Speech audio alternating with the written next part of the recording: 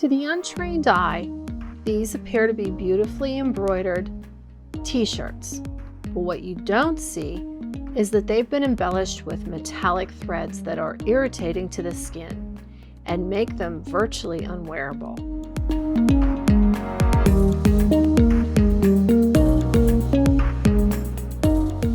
Hi, I'm Christine Moore, the Creative Sewist, and I want to welcome you here to the Creative Sewist Community YouTube channel.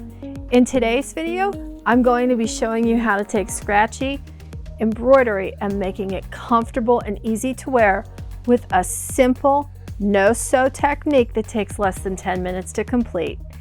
To begin, turn your garment inside out so you can easily access the back of the embroidery. Next, you'll want to cut a piece of the backing material you will be using to cover the scratchy embroidery. For this project, I am using Sulky's Tender Touch. It's widely available through most sewing retailers, and you can also find it through online retailers as well. What you'll then do is take your purple marking pen and circle the areas. Make sure that you have the adhesive side of your backing touching the back of your embroidery. That's very important.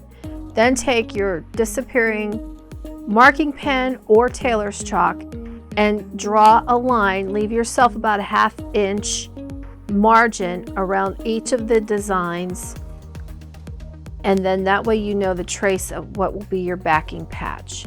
After you have each of the patches traced, using your sharp scissors or dress shears, cut out each patch. Usually it's best to lift the backing off of the shirt just so you don't damage your garment, and then take it to a hard surface and cut the patches out there.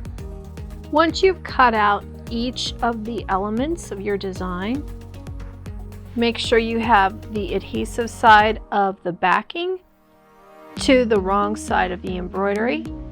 Preheat your iron to a medium to medium-high heat. If you're not certain that your garment will accept a higher heat, start at a lower heat. You can always work your way up. Once your iron is at its temperature, go ahead and you are going to use the iron. You're going to lay it flat on this design and you're going to press it for 10 to 15 seconds.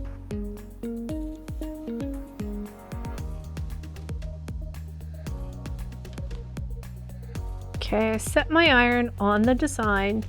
I'm just going to give it a little boost of steam. I'm going to let it sit there just a few seconds, and I lift it up. I'm going to repeat this same pressing process on each of my elements, giving each one just a little shot of steam.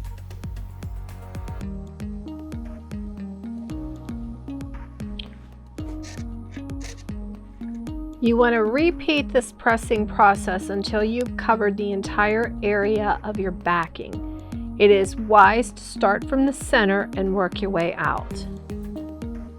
If any of the areas seem to be a little loose and just need an additional press, go ahead and do that. Just repeat this process until it's fully fused to the back of your garment. And there you have it, a 5-minute fix for a t-shirt that was virtually unwearable. Now it is comfortable and ready to go for many more wearings. If you find that one layer of backing is not sufficient to give you the comfort level you need, go ahead and repeat the process, adding one layer at a time. You shouldn't need more than 2 layers to give you that ultra comfortable feel. Thank you so much for watching, and before you head out, be sure to give the video a like, and I'll see you in the next video.